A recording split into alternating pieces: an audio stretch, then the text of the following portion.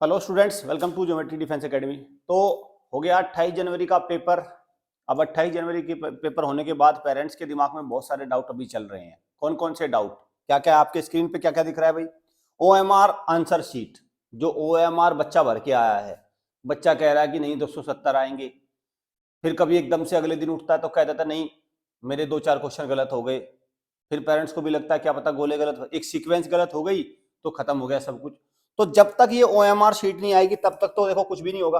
तो एक तो इसका डाउट ये कब आएगी, दूसरा रिकॉर्डेड रेस्पॉन्स, ये बहुत जरूरी है भाई। रिकॉर्डेड रेस्पॉन्स, रिकॉर्डेड रेस्पॉन्स क्या होता है कि किताब जो आपका पेपर क्वेश्चन पेपर उस पर कुछ और निशान लगा है, दो दो निशान लगे, लेकिन ओएमआर शीट पे क्या भरा है उसको बोलते हैं रिकॉर्डेड रेस्पॉन्स।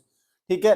तीसरा प्रोविजनल आंसर की, प्रोविजनल आंसर की मतलब एनटीए एक अपनी आंसर की दे देगा, फिर कोई पेरेंट कहता नहीं उसमें कोई दिक्कत है, ये क्वेश्चन गलत है, ऐसा नहीं ऐसा होना चाहिए था, क्योंकि हमारी जो टीम ने देखा इस बार कोई क्वेश्चन गलत नहीं है।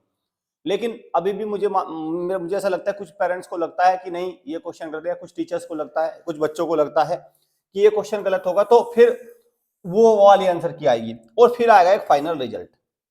ठीक है। तो ये सारी चीजें किस ड्यूरेशन में आएगी, वो टाइम पीरियड इनका क्या रहेगा, कब आएगी।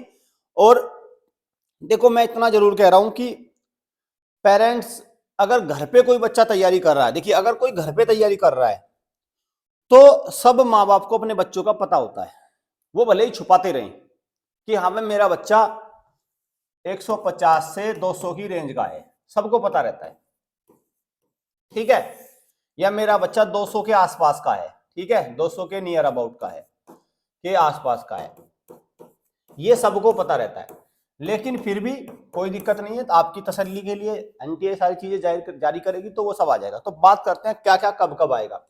देखो जो इसका ड्यूरेशन रहेगा ये रहेगा 10 से लेके 15 फरवरी तक के बीच में। ठीक, ये आएगा आपका ओएमआर शीट, ये आएगी ओएमआर शीट। ठीक, ओएमआर शीट इसी ड्यूरेशन में आएगी आपका रिकॉर्डेड रेस्पॉन्स, रिकॉर्डेड रेस्पॉन्स भी इसी ड्यूरेशन में आ जाएंगे। ठीक, लेकिन प्रोविजनल आंसर की को चैलेंज करने वाला, चैलेंज जब आप करोगे, चैलेंज का मतलब क्या हो गया कि आप कहोगे नहीं नहीं नहीं आपने गलत आंसर क्वेश्चन दिया है, हम इसको चैलेंज करते हैं, तो चैलेंजिंग का ऑप्शन खुला रहेगा, वही 15 से लेके 20 फरवरी तक। और जो रिजल्ट कह लो या फाइनल रिजल्ट कह लो या आपका स्कोर कार्ड कह लो, क्योंकि पूरा फाइनल तो वही तो ई काउंसलिंग चलेगी, सीट मैट्रिक्स आएगी, वो तो चलेगा ड्रामा अगस्त तक, वो ड्रामा तो अगस्त तक चलेगा। देखो मैं बता दूं आपको, चलाने को तो आप उसको पूरी साल चला लो। अब मान के चलो किसी पेरेंट्स के 130 नंबर है और वो कहेगा नहीं क्या पता आ जाए, क्या पता आ जाए, क्या पता आ जाए, वैसे तो पूरी साल।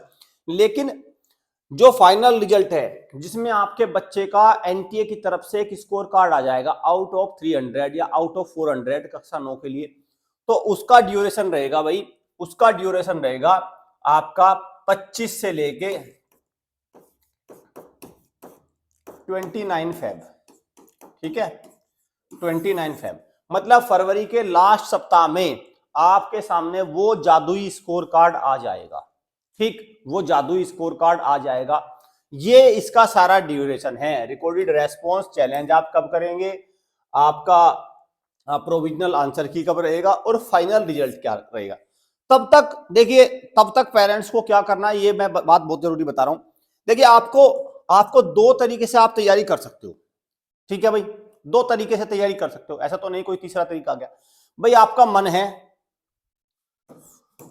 ऑनलाइन तैयारी करनी है तो भी कोई दिक्कत नहीं, और ऑफलाइन करनी है तो भी कोई दिक्कत नहीं। ठीक है भाई, लेकिन उसके लिए कंडीशन है। कंडीशन क्या, आपके बच्चे की डेट ऑफ बर्थ 1 अप्रैल 2013 के बाद की होनी चाहिए कक्षा 6, और 1 अप्रैल, ठीक है, 1 अप्रैल 2010 के बाद की होनी चाहिए कक्षा 9, ये कंडीशन है। फिर अब पेरेंट्स का बहुत बड़ा डाउट रहता है कि सर मैं ऑनलाइन ठीक रहूंगा कि ऑफलाइन।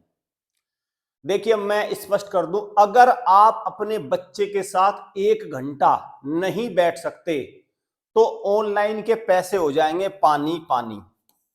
क्योंकि आप जैसे ही घर से निकले, आपने बच्चे को दे दिया लैपटॉप और जैसे ही आपने दरवाजा करके थोड़ा बाहर टहलने गए, बच्चा तुरंत दूसरी विंडो में खोलेगा, यूट्यूब पे मूवी रील या कुछ और।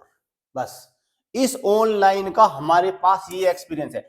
लेकिन अगर मान के चलो पेरेंट्स है और वो कहता है मैं बीच बीच में पेरेंट्स चेक करता है, जैसे बच्चे को अपने लैपटॉप दे दिया और वो बीच बीच में उसके पास समय कि क्या कर रहा है, आके उसकी हिस्ट्री वगैरह चेक करी, विंडो चेक करी, बस वहीं समझ में आ जाएगा। और हमारी तरफ से भी बहुत बड़ा प्लेटफॉर्म इस बार आ रहा है, अपग्रेडेड किया हमने, उसमें भी हम पोल खोलते रहेंगे क्योंकि हम इस बार लाइव टेस्ट लेने वाले हैं जहां पे उसको चीटिंग करने का मौका नहीं मिलेगा। तो उसमें एक तो ये हो गया, ठीक है भाई। तो अगर बच्चे को घर पर आप 1 घंटा नहीं, मैं कह रहा हूं 30 मिनट भी अगर डेली दे पाएंगे रेगुलर, ऐसा नहीं है कि 2 दिन तो आपको शौक चढ़ता है, मुझे पता है पेरेंट्स को भी 2 दिन तो शौक चढ़ता है, फिर उनको अपनी क्या आ जाती है, आज मुझे वहां जाना है, आज मुझे दोस्तों के वहां जाना, आज मुझे रिश्तेदारी में जाना है। भाई फिर रिश्तेदारी निभा लो, क्योंकि बच्चा कोई पढ़ाना मजाक नहीं है, कभी सोच रहे हो। इसीलिए तो 3000 बच्चे पास होंगे, 97,000 हवा हवाई हो जाएंगे इस एग्जाम के बाद।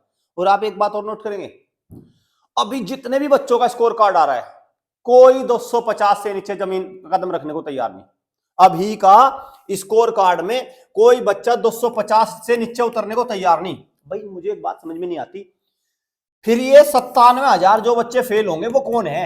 अभी तो सब बच्चे कह रहे हैं सर मेरे 260, 270, कोई कदम नीचे रखने को तैयार नहीं, फिर कौन है वे 97,000? अरे आप ही लोगों के है, बच्चों ने अपना बेकार रखा है, खुश हो लो, वो आ जाएगा। बहुत वो 3000 बच्चे पास होते हैं जिन्होंने लगातार तैयारी करी है, वही होंगे। और इस खुशी को थोड़ा सीरियस लो।